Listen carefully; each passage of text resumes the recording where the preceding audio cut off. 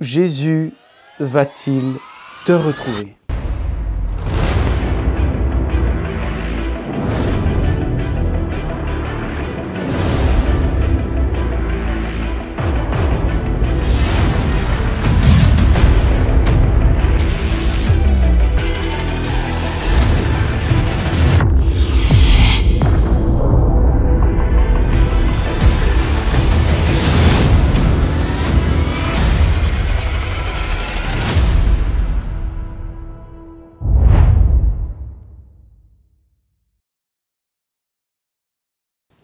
Dans Matthieu 24, verset 42, il nous est rappelé « Veillez car nul ne sait l'heure et le jour du retour du Seigneur. » Alors, où Jésus te trouvera-t-il?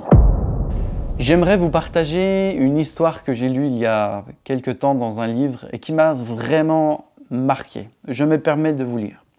C'est l'histoire d'une mamie qui va au théâtre. Alors qu'elle était au théâtre pour regarder un spectacle en famille, son petit-fils lui demande si tout va bien.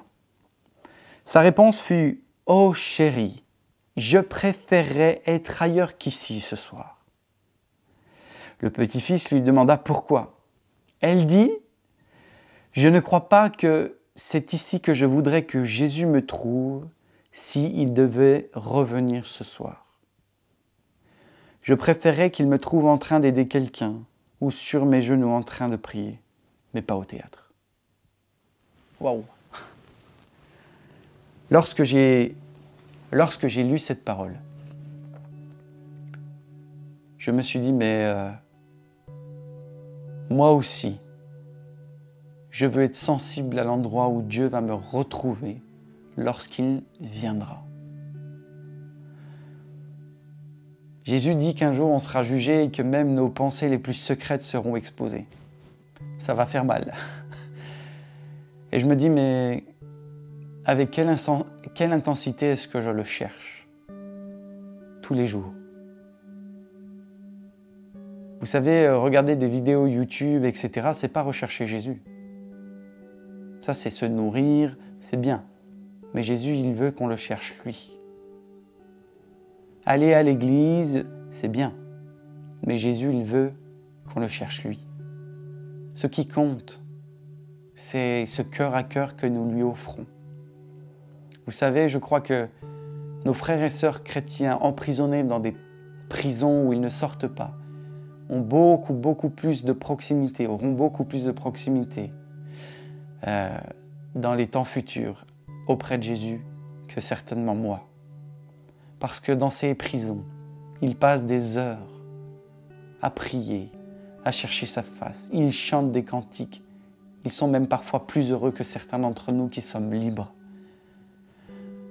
Où Jésus nous trouvera quand il reviendra.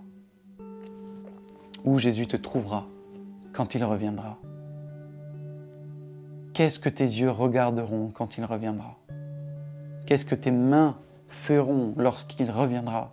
Qu'est-ce que ta bouche dira lorsqu'il reviendra?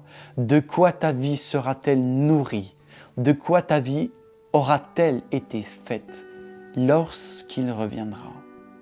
Est-ce que tu cours jour après sa présence? Est-ce que tu cours jour après son réveil?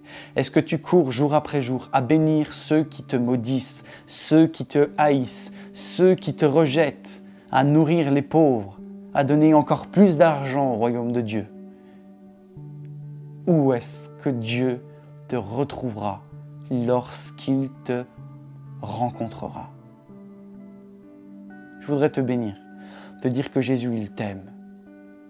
Dans cette émission, il n'y a absolument aucune condamnation, aucun jugement, mais juste la passion de t'encourager, toi qui regardes cette vidéo, à courir auprès de Jésus et à lui abandonner encore plus ta vie. Peut-être que je parle avec un ton grave, mais parce que je suis passionné de Jésus, parce que je suis passionné aussi de toi, de ta vie. Qu'elle est importante. Pourquoi elle est importante? Parce que Jésus, son sang a coulé pour ta vie. Et si le sang de Jésus a coulé pour ta vie, c'est-à-dire que ta vie est importante. Et c'est pour ça que tu es important.